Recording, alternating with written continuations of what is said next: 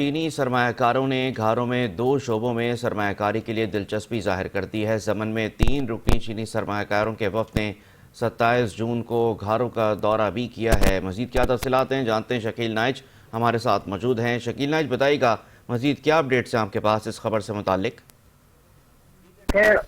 صدر مملکت آصف زرداری، وزیر اعظم شہباز شریف، وزیر اعلیٰ سندھ سید مراد علی شاہ نے چین کے متواتر دورے کی ہیں، جس کے بعد چینی سرمایہ کاروں نے کراچی کے قریب گھارو شہر ضلع ٹھٹھہ کا ہے، اس میں سرمایہ کاری پہ دلچسپی ظاہر کر دی ہے۔ 3 چینی جو سرمایہ کار ہیں انہوں نے 27 جون کو گھارو کا دورہ کیا ہے، جہاں پر یہ messrs GH2 industries private limited company ہے، ان سے ان کا تعلق ہے۔ انہوں نے وہاں دورہ کیا ہے اور اس میں انہوں نے کہا ہے کہ یہ جو ٹوٹے ہوئے چاول ہوتے ہیں ان سے وہ مصنوعات بنائیں گے، اور اس کے علاوہ فارماسیوٹیکل یہ جو دوا ساز کمپنیاں ہوتی ہیں ان کی وہاں صنعت قائم کریں گے۔